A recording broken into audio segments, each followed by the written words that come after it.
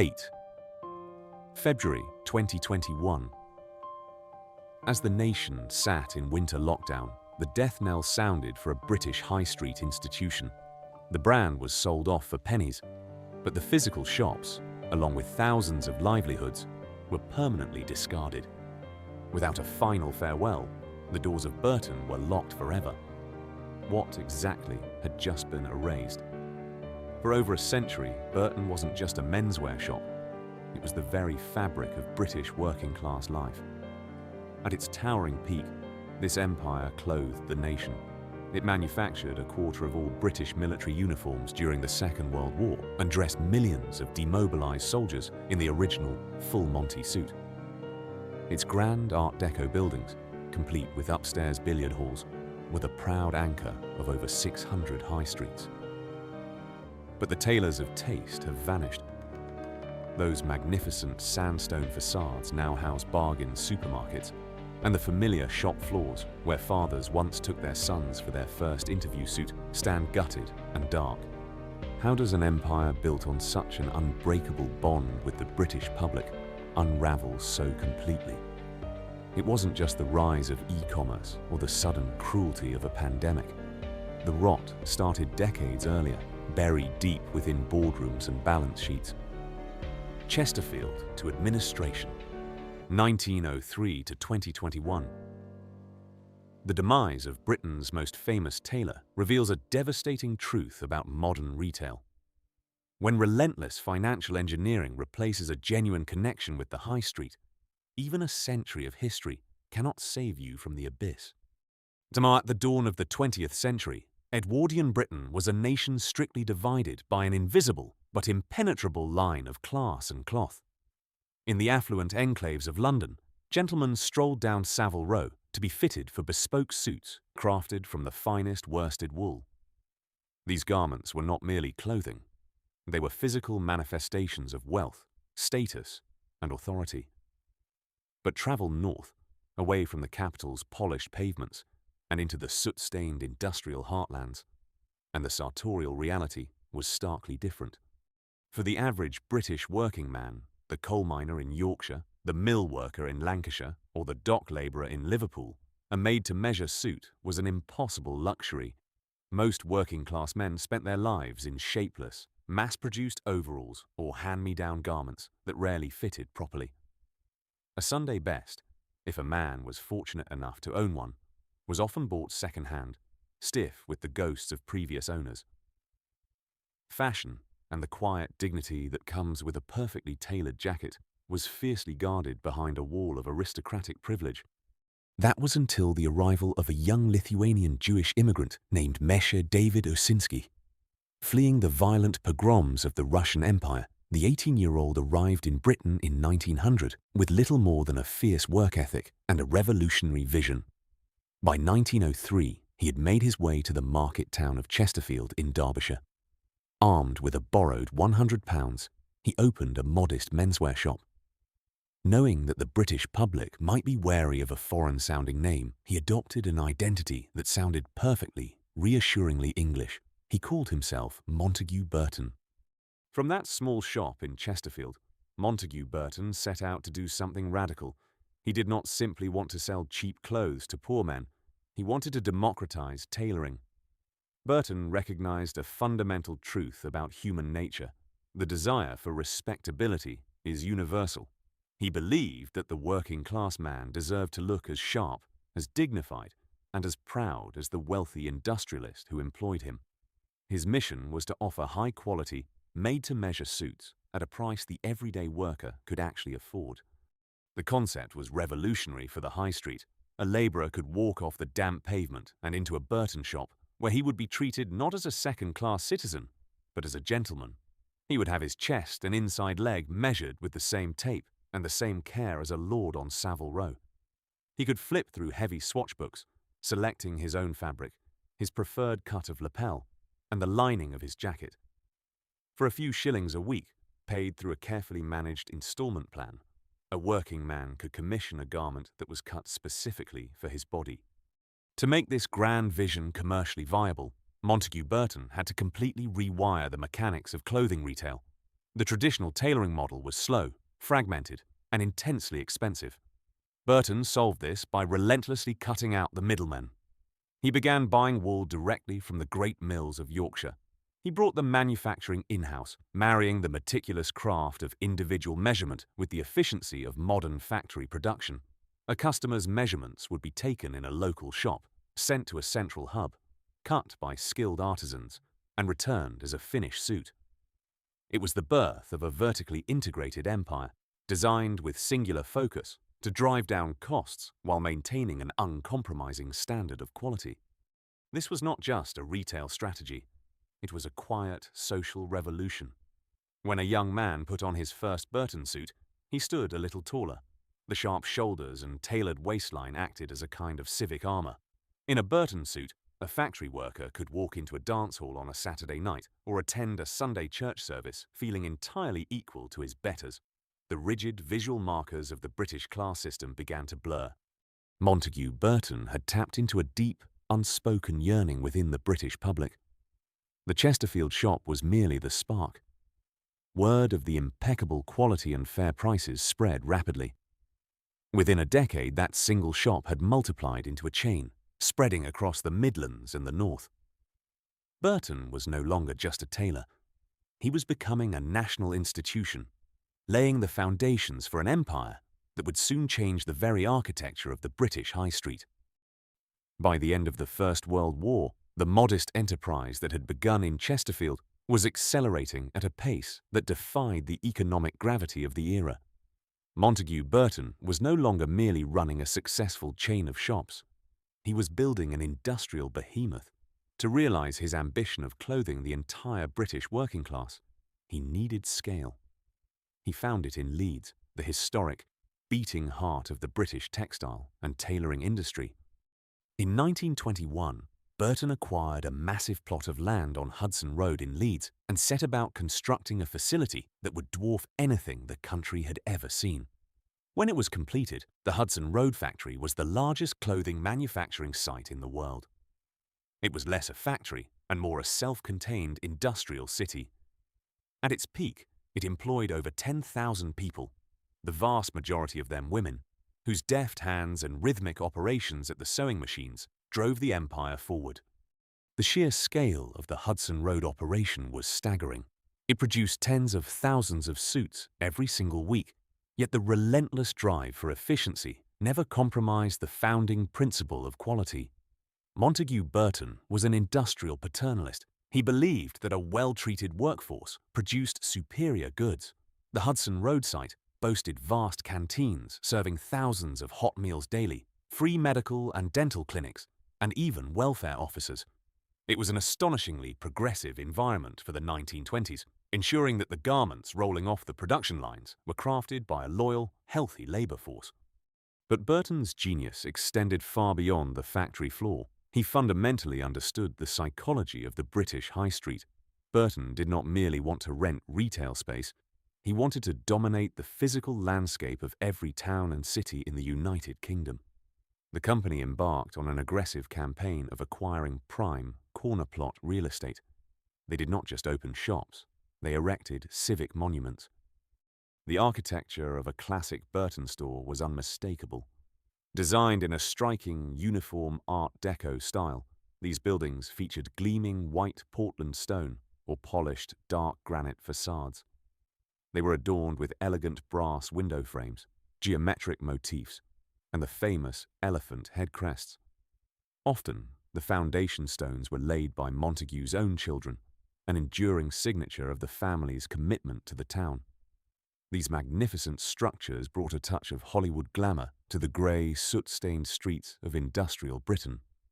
Yet, the most fascinating aspect of a Burton building was rarely found on the shop floor. It was found upstairs. Montague Burton was a strict teetotaler who deeply disapproved of the public house culture that dominated working-class male social life. He believed men needed a respectable, alcohol-free environment to gather, socialize, and relax. Consequently, he dedicated the vast upper floors of hundreds of his prime high street locations to enormous, beautifully appointed billiard and snooker halls. This was a masterstroke of both social engineering and retail strategy. The Burton building became a focal point of male civic life. A young man could spend his Saturday afternoon upstairs, the sharp clack of snooker balls echoing through a haze of cigarette smoke, before wandering downstairs to put down a deposit on a new double-breasted jacket. Burton was no longer just selling clothes. It had become the architect of respectable, working-class masculinity. The ultimate test of this empire, however, arrived in 1939. As the dark clouds of the Second World War gathered over Europe, the British government turned to the only company capable of outfitting an entire nation for battle. The Hudson Road factory immediately ceased civilian production and pivoted to the war effort. The rhythmic hum of the lead sewing machines became the drumbeat of the home front. Throughout the conflict, Burton manufactured over a quarter of all British military uniforms. Millions of men in the Army, Royal Navy, and Royal Air Force went into combat wearing uniforms cut and stitched by Burton workers. But the company's most profound cultural contribution came at the war's end in 1945. As part of the demobilization program, the British government promised every returning serviceman a complete set of civilian clothes to help them transition back to normal life. Naturally, they awarded a massive portion of this contract to Burton. The demob outfit was comprehensive. It included a three-piece suit, a shirt, a tie, a pair of shoes, and a hat. Because the company was headed by Sir Montague Burton, who had been knighted in 1931 for his services to industrial relations, the complete wardrobe quickly earned a legendary nickname among the troops. To receive the full, comprehensive set of gear was to get the full Monty. The emotional resonance of the demob suit cannot be overstated. For millions of exhausted, traumatized men returning from the horrors of Europe and the Pacific, taking off their khaki uniforms and stepping into a Burton fitting room was a profoundly moving rite of passage. That sharp, worsted wool suit was not just fabric. It was a symbol of survival.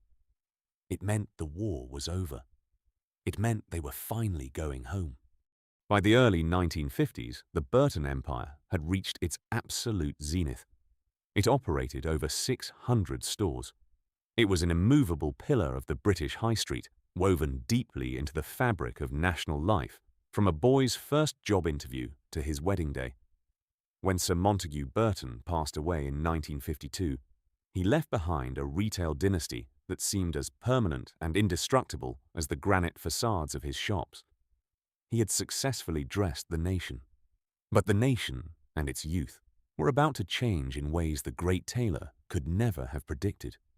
If the 1950s represented the undisputed golden age of the Burton Empire, the 1960s arrived as a sudden, disorientating cultural earthquake. The post-war baby boomers were coming of age, and they were armed with disposable income, an appetite for rebellion, and a vibrant new soundtrack. The epicenter of global fashion shifted abruptly from the hushed, aristocratic tailoring houses of Savile Row to the neon-lit, pulsating boutiques of London's Carnaby Street. And on the high street, the traditional British menswear market was about to be torn apart at the seams. For the first time in modern British history, young men actively despised the idea of dressing like their fathers. The heavy, worsted wool, three-piece suit, the very garment that Montague Burton had spent his life democratizing, was suddenly viewed not as a symbol of dignity, but as a uniform of the establishment. It was the attire of the bank manager, the headmaster, and the weary commuter. The youthquake demanded something entirely different. They wanted denim jeans, Chelsea boots, vividly patterned shirts, and lightweight, slim-cut Italian mod suits. They wanted fashion that moved, breathed, and challenged the grey austerity of post-war Britain. Burton was caught fundamentally off guard. The company's magnificent Art Deco buildings, with their oak-panelled fitting rooms and solemn atmosphere, suddenly felt less like civic monuments and more like mausoleums of a bygone era. To a teenager swept up in the swinging 60s, walking into a Burton shop felt like stepping back into the rigid, class-bound world their parents had endured. The brand smelled of brilliantine, pipe tobacco, and old certainties in a world that was rapidly shifting towards hairspray, vinyl, and Technicolor. More pressingly, the very industrial machinery that had made Burton an untouchable giant now became its greatest liability. The colossal Hudson Road factory in Leeds had been brilliantly engineered for one specific purpose: the mass production of heavy, traditional, made-to-measure tailoring at an economy of scale. It was an ocean liner in a market that now required speedboats. When youth fashions demanded rapidly changing silhouettes, synthetic blends, and casual knitwear, the Burton manufacturing behemoth simply could not pivot fast enough. You could not easily retool a factory built for worsted wool to churn out flared corduroy trousers and paisley shirts. Profits began to stagnate. The upper floors of their vast high street properties, the famous billiard halls that had once been the beating heart of working-class male social life, were gradually falling out of favor as young men abandoned them for coffee bars, music venues, and nightclubs. The company found itself sitting on a staggering portfolio of real estate that was suddenly too large, too expensive, and misaligned with the shifting tides of British culture. Burton attempted to modernize, introducing narrower lapels and attempting to court the youth market with updated advertising. But these efforts often felt awkward, akin to a stern grandfather attempting to learn the latest dance craze. The inherent trust that the working-class man had placed in the brand was fraying. If you wanted a reliable suit for a wedding or a funeral, you still went to Burton. But if you wanted to look sharp on a Saturday night, you went elsewhere. By the late 1960s, the board of directors realized that relying solely on men's tailoring was a slow march to obsolescence. The company needed to radically reinvent its corporate DNA. The solution was not just to change the clothes, but to change the entire structure of the business. In 1969, the historic tailoring company officially restructured, transforming from Montague Burton into the Burton Group. It was a subtle shift in naming, but a monumental shift in philosophy. The company decided that if it could no longer rely on a single, monolithic menswear brand to capture the entire British public, it would instead buy and build a portfolio of different brands to target every fragmented demographic of the new consumer society. The Burton Group began aggressively diversifying. They acquired other retail chains, absorbing businesses like Jackson the Tailor. Crucially, they began looking beyond menswear entirely, investing in women's fashion and department stores, a strategy that would soon give birth to high street giants like Topshop. Yet, this vital survival mechanism came at a profound emotional cost. The original, singular mission of Montague Burton, the £10 tailor who wanted to clothe the working man with dignity, was slowly being diluted. The brand was no longer the sole beating heart of the company. It was merely one division within a sprawling, faceless corporate umbrella. Burton had survived the cultural revolution of the 1960s, but the proud, independent tailor of taste had quietly begun to lose its soul. As the dust settled on the cultural upheavals of the 70s, the 1980s ushered in a relentless, brightly lit era of aggressive consumerism. The British retail landscape was transforming. The soot-stained, rain-swept high streets of the mid-century were increasingly being challenged by the rise of purpose-built, climate-controlled shopping centres. To survive in this ferocious new environment, a retailer needed more than just a good product. It needed sheer, unadulterated dominance. Under the flamboyant leadership of Chief Executive Sir Ralph Halpern in the 1980s, the Burton Group evolved from a struggling menswear business into an unstoppable retail leviathan. Halpern understood that the modern high street was a game of monopoly, and his strategy was to own as much of the board as possible. The group embarked on a ruthless campaign of expansion and acquisition, deliberately building a portfolio of distinct brands that could cater to every conceivable demographic, age group, and gender. Soon, the Burton Group was an empire of staggering proportions. They owned Dorothy Perkins for the everyday woman, Evans for plus-size fashion, Principles for the aspirational office worker, and Topshop, which was rapidly becoming the vibrant, pulsating heart of British youth fashion. Alongside them sat Topman, introduced to capture the trendy, casual menswear market that the original Burton brand had so spectacularly failed to grasp in the 60s. By the end of the 1980s, it was practically impossible to walk through a British town centre or a modern shopping centre without handing your money over to a till owned by the Burton Group. But amidst this glittering portfolio of dynamic, targeted brands, a quiet identity crisis was brewing for the original namesake. What was the role of Burton Menswear in this sprawling corporate machine? With Topman successfully siphoning off the fashion-conscious youth, Burton was strategically repositioned as the sensible, reliable older brother. It became the default destination for functional, formal menswear. It was stripped of its avant-garde aspirations and settled comfortably into a highly profitable, if somewhat uninspiring, niche. Throughout the 1980s and 1990s, Burton survived not by setting trends, but by becoming an unavoidable rite of passage for the British male. If a teenager needed a suit for his sixth form induction, his mother took him to Burton. If a university graduate had secured his first job interview, he bought his first navy blue two-piece from Burton. If a man was attending a wedding, a funeral, or a crucial day in the office, Burton was the safe, familiar, and affordable choice. Yet, the experience of buying a Burton suit in a 1990s shopping centre was vastly different from the solemn, dignified process Montague Burton had pioneered half a century earlier. The grand oak-panelled fitting rooms and the heavy swatch books were long gone. The magnificent Art Deco buildings, with their upstairs billiard halls, were increasingly being sold off or carved up to make way for generic, modern shopfronts. Instead of a master tailor measuring the inside leg of a customer, a teenager would pull a polyblend suit off a crammed metal rack. The garments were no longer made to measure in the colossal Hudson Road factory in Leeds. That historic site, unable to compete with cheap overseas labor, had seen its manufacturing drastically reduced and eventually phased out. The suits of the 1990s were off the peg, mass-produced in the Far East and shipped in by the container load.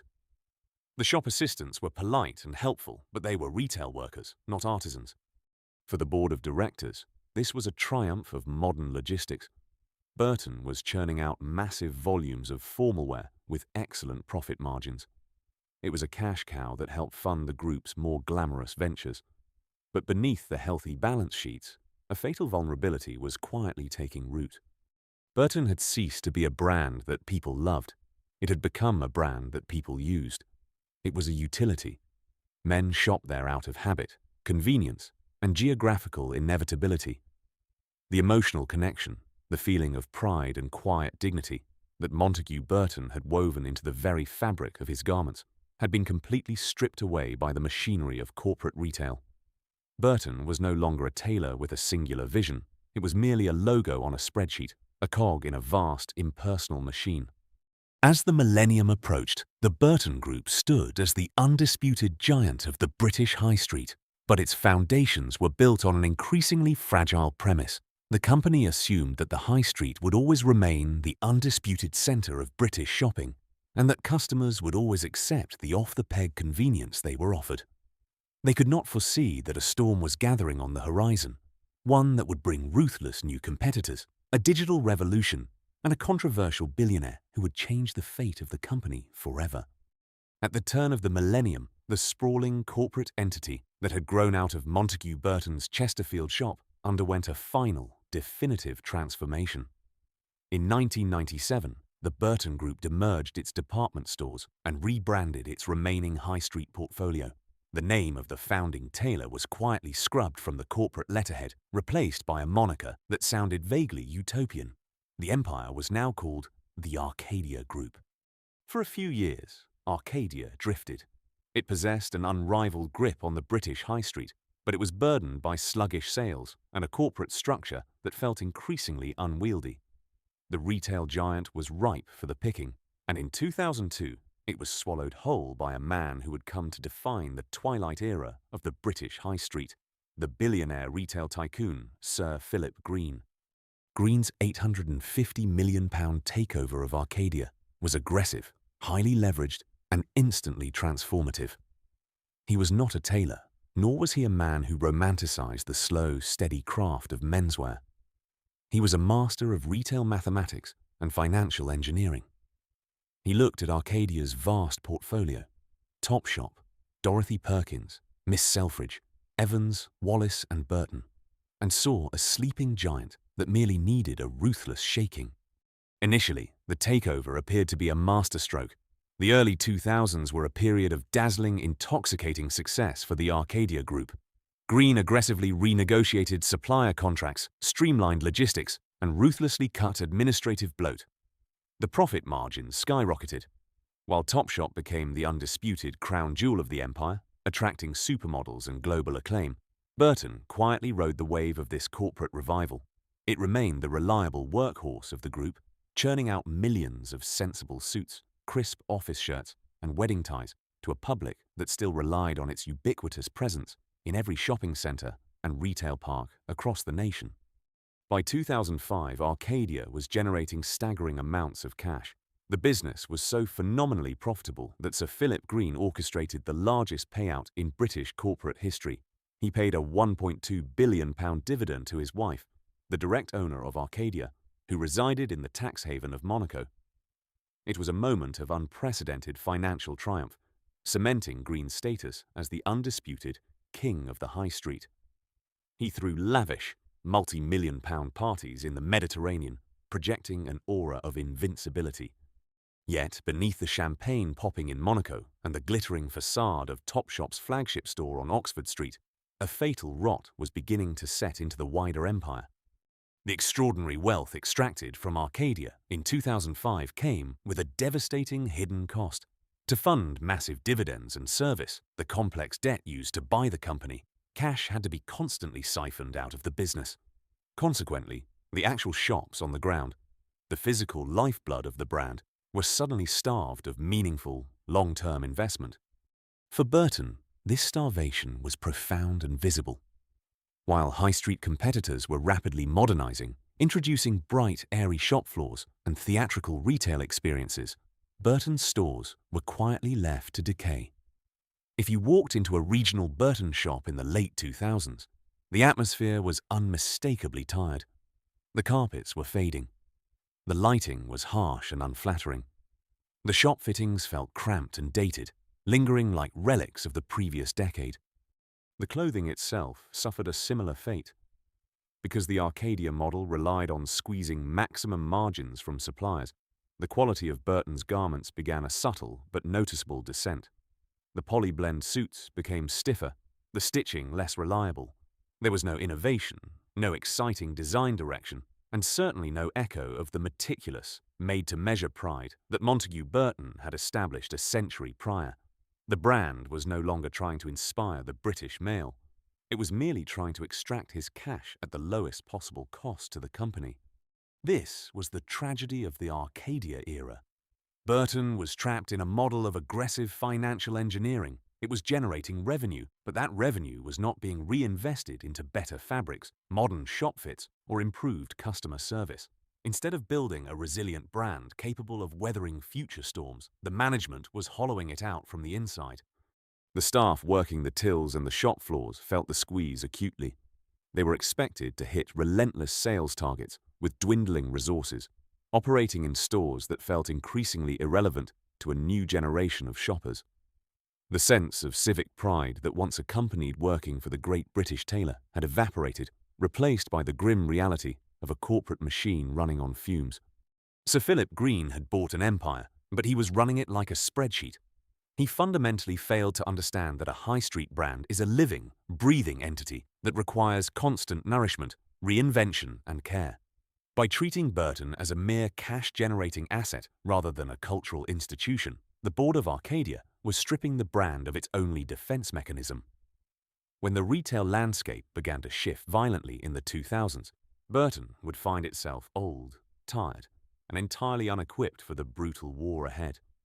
As the 2000s dawned, the British high street entered a period of unprecedented turbulence. The slow, creeping threat of the internet suddenly accelerated into a retail tsunami, fundamentally altering how the nation consumed fashion. For decades, Burton had operated on a simple, geographical advantage. If a man needed a shirt, a tie, or a suit, Burton was physically there, anchored in every major town centre and retail park. Convenience had been its greatest weapon, but the digital revolution completely dismantled that monopoly. The menswear market, which had historically moved at a slower, more predictable pace than womenswear, was abruptly hijacked by the internet. Pure-play online retailers like ASOS and later Boohoo Man arrived with explosive force. They operated without the suffocating overheads of physical shops, allowing them to invest heavily in slick digital marketing, seamless smartphone apps, and lightning-fast supply chains. If a young man wanted an outfit for the weekend, he no longer had to trudge through the rain to his local shopping center. He could tap a screen on a Tuesday evening and have a fiercely trendy, aggressively priced outfit delivered to his door by Wednesday morning. Crucially, the internet changed not just where men shopped, but how they dressed. The rigid boundaries of formal wear were dissolving rapidly.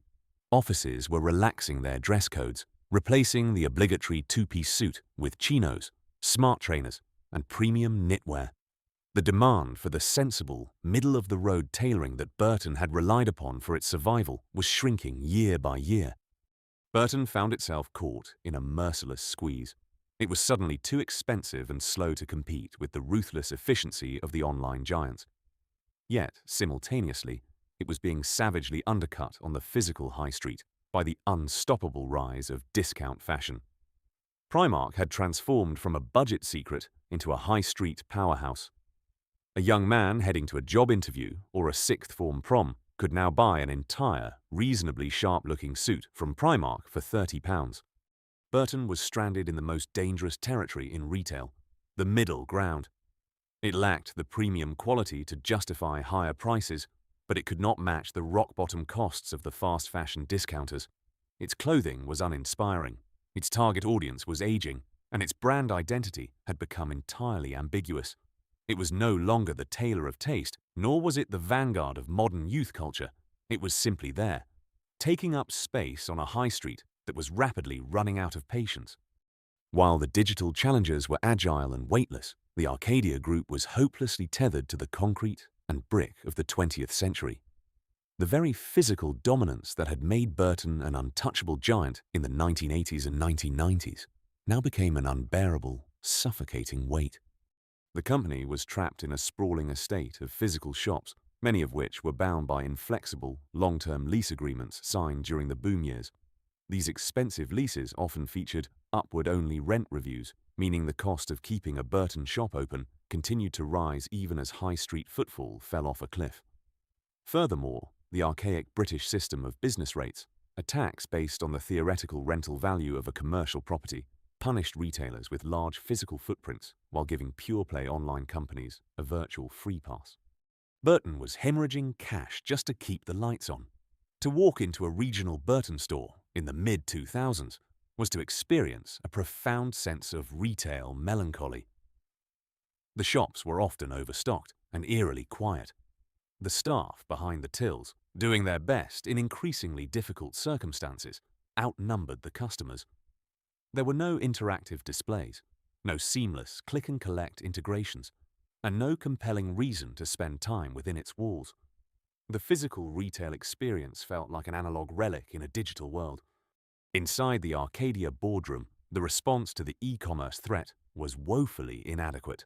Sir Philip Green and the senior management had built their fortunes on the traditional mechanics of high street property and ruthless supplier negotiation. They viewed online shopping with a mixture of suspicion and complacency, treating it as an annoying secondary channel rather than the new center of gravity. While competitors were pouring millions into warehouse automation, data analytics, and digital user experience, Arcadia's online infrastructure was notoriously clunky and frustrating to navigate. By failing to modernize its digital storefront, Burton alienated the very demographic it desperately needed to survive. The brand was asking modern consumers to forgive a subpar website, a tired physical shop, and uninspired clothing purely out of historical habit. But loyalty on the high street is brutally conditional. As the decade wore on, the squeeze tightened. The towering Art Deco legacy of Montagu Burton had been reduced to a struggling subsidiary, drowning in expensive leases and outmaneuvered by teenagers with smartphones. The company was no longer trying to win. It was simply fighting a desperate, exhausting war of attrition against the modern world. And as the financial cracks within the wider Arcadia Group began to widen, it became terrifyingly clear that Burton had run out of time to reinvent itself. By the late 2000s, a dark and inescapable shadow had fallen over the entire Arcadia Group. The wider British public had begun to look at Sir Philip Green's retail empire, not with admiration, but with deep, simmering resentment. The spectacular and ugly collapse of British Home Stores, BHS, in 2016, a chain Green had previously owned and sold for £1 to a man with no retail experience, had exposed the brutal reality of his financial engineering. When BHS collapsed into administration, it left behind a catastrophic £571 million black hole in its pension fund, leaving thousands of loyal British retail workers facing a destitute retirement. The image of the billionaire tycoon lounging on his super yacht, Lionheart, in the Mediterranean, while shop workers wept over their lost pensions, was deeply toxic. Arcadia's reputation was shattered. For Burton, being tethered to this corporate scandal was disastrous. The brand was no longer just viewed as a slightly tired menswear shop. It was heavily associated with the worst excesses of corporate greed. The financial reality of Arcadia's bloated, decaying estate was now impossible to hide. The group was drowning.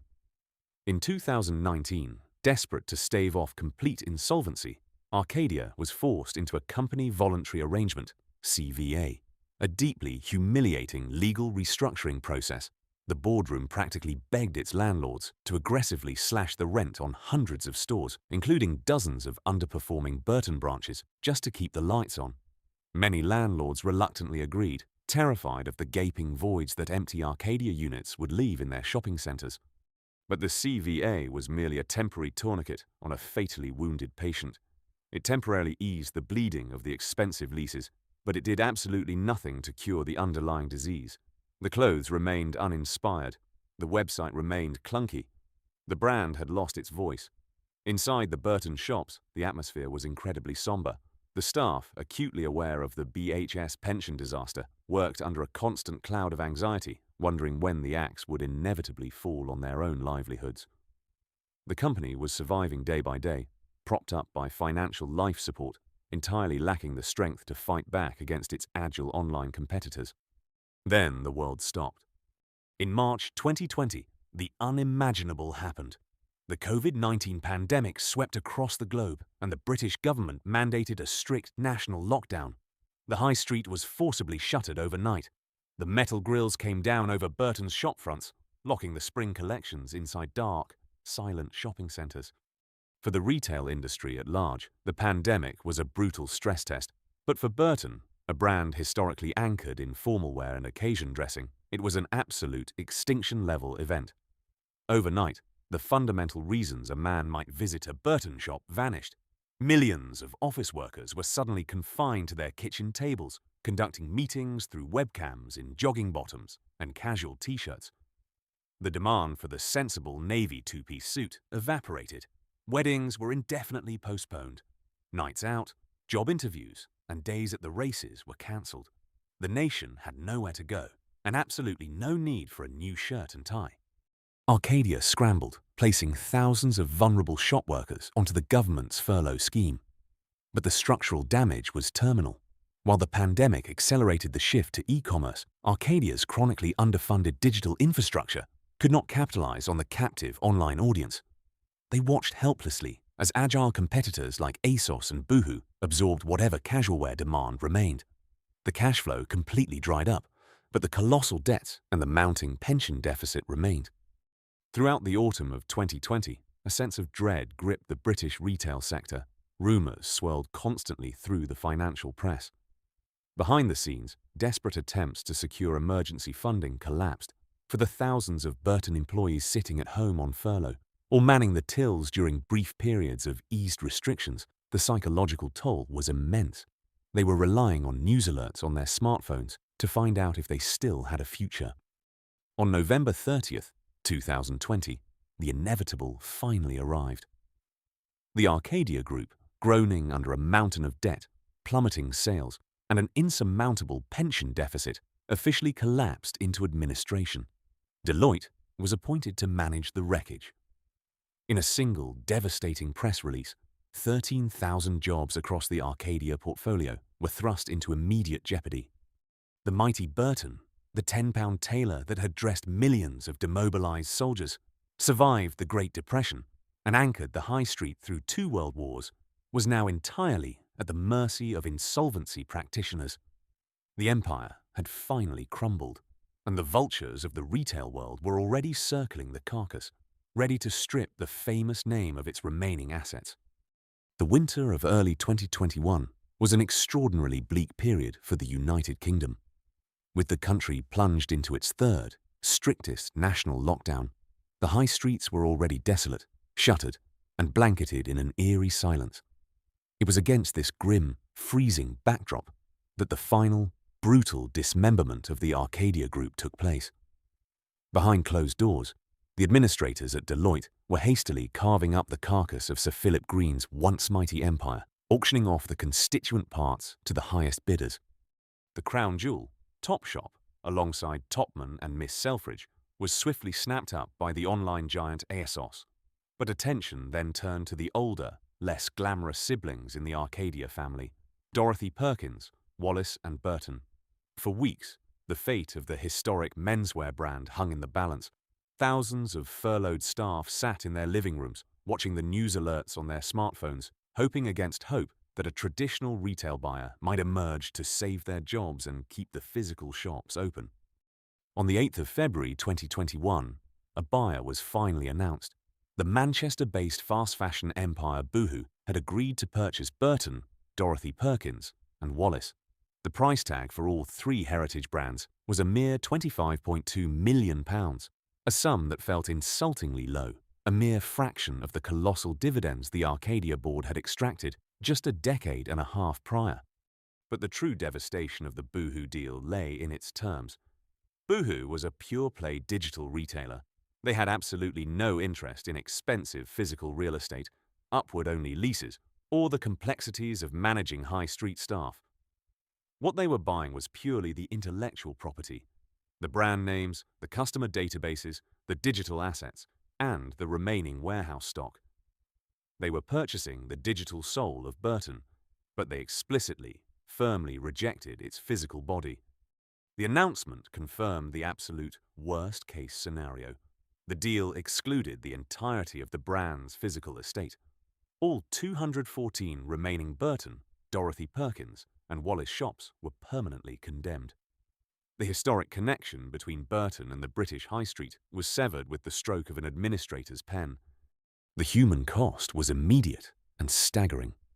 Around 2,450 retail workers were made redundant across the three brands. Because of the pandemic, there was no opportunity for managers to gather their teams on the shop floor to break the news gently. Instead, long-serving members of staff, many of whom had dedicated decades of their lives to the company, viewing their colleagues as a second family, received the devastating confirmation of their job losses via sterile Zoom calls, brief emails, or simply by watching the evening news. Historically, when a major British retail giant collapses, there is a chaotic, almost morbid ritual to its final days. When Woolworths and BHS failed, the public rushed in for massive, frenzied closing down sales. Customers stripped the shelves bare, fighting over discounted fixtures and fittings, while staff bravely manned the tills for one last, exhausting weekend. But Burton was denied even this final, chaotic goodbye. Because non-essential retail was legally forced to remain closed under the lockdown rules, the end of Burton was profoundly, heartbreakingly silent. There were no final queues at the tills. There were no loyal customers coming in to share memories of buying their first interview suit. There was no final Saturday rush. Instead, a skeleton crew of staff was permitted to return to the darkened shopping centres and deserted high streets for one thoroughly depressing task. They unlocked the doors, kept the lights low, and quietly began stripping the shops bare. They pulled the remaining unsold suits, shirts, and ties off the metal racks, packing them tightly into brown cardboard boxes to be shipped off to Boohoo's vast distribution warehouses. They dismantled the window displays, undressed the mannequins, and cleared out the staff break rooms. It was a sterile, forensic clearing of a crime scene. When the final box was taped up, the staff simply walked out, pulled the heavy metal grills down, and locked the doors for the very last time. Across the country, the famous Burton signage was unceremoniously removed by contractors, leaving behind nothing but clean, ghostly outlines on the dirty brickwork and granite facades of Britain's shopping centres. A retail presence that had endured for 118 years, surviving 2 world wars, economic depressions, and seismic cultural shifts, was erased in a matter of weeks. It ended not with a dramatic collapse on a busy Saturday afternoon, but with the quiet, devastating click of a padlock in an empty town centre. Today, if you walk down almost any major high street in the United Kingdom and cast your eyes upwards, you will likely spot the silent, lingering ghosts of Montagu Burton's empire. Long before the brutal, functional retail architecture of the late 20th century, Burton constructed literal temples to working-class dignity. These magnificent Art Deco structures, built with gleaming white Portland stone or dark, polished granite, still dominate town centres from Glasgow to Southampton. They were designed to be permanent civic monuments, built by a man who believed his tailoring empire would clothe the nation forever. Look closely beneath the garish, modern signage of the discount supermarkets, the sprawling charity shops, or the fast food chains that now occupy these cavernous spaces. You will spot the telltale architectural signatures of a forgotten era. The elegant brass window vents, the geometric stone motifs, the stylized elephant heads jutting out from the masonry, and down near the pavement level, the heavy foundation stones, proudly carved with the names of Montagu Burton's children and the dates of a rapidly fading past, 1931, 1934, 1938.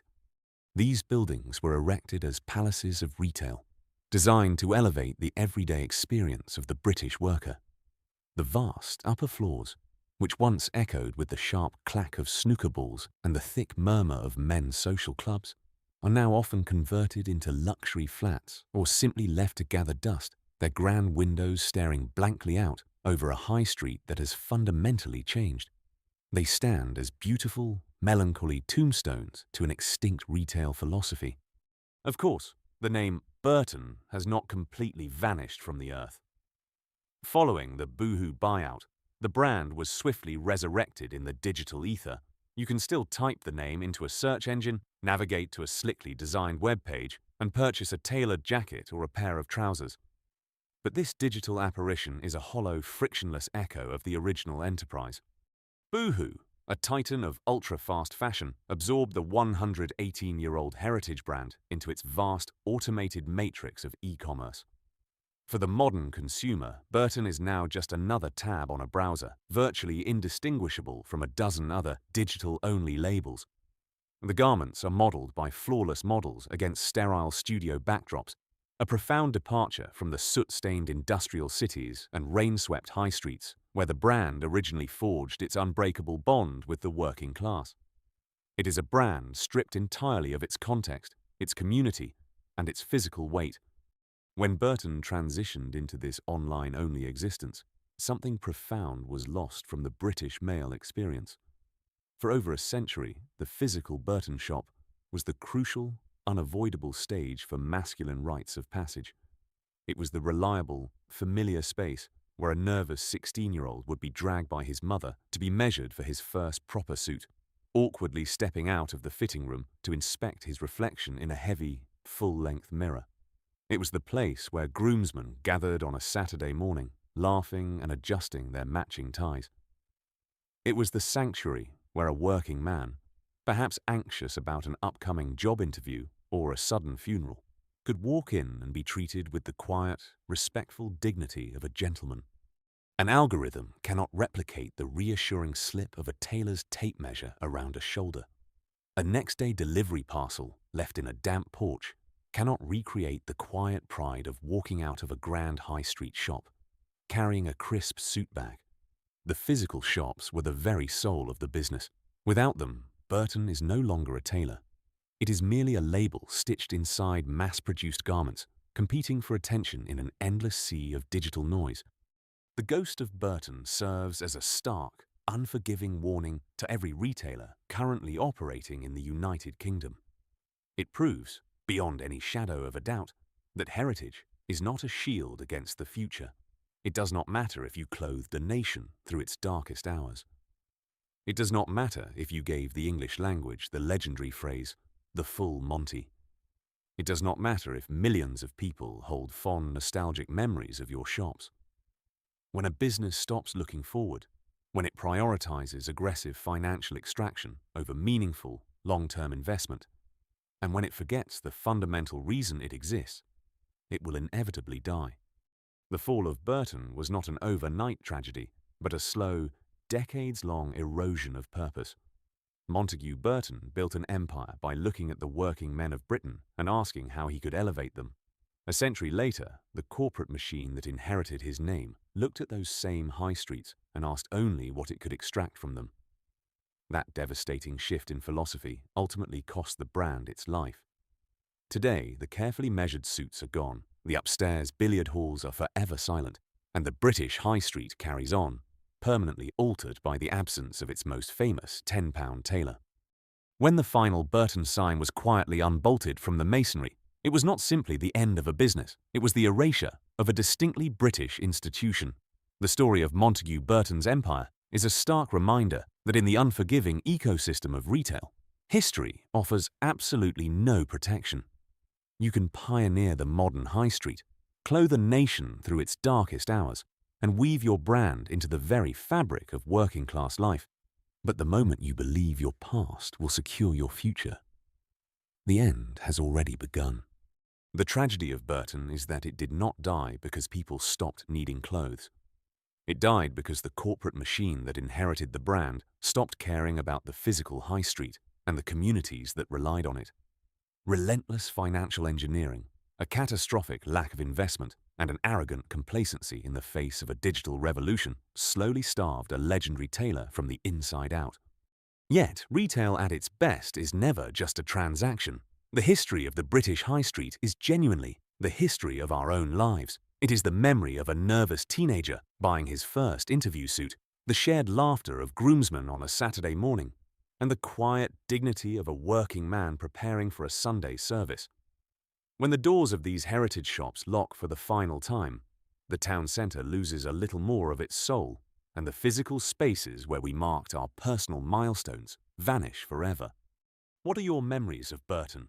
Did you buy your first suit there? Or do you remember the magnificent Art Deco buildings standing proud in your local town centre? Please share your stories in the comments below.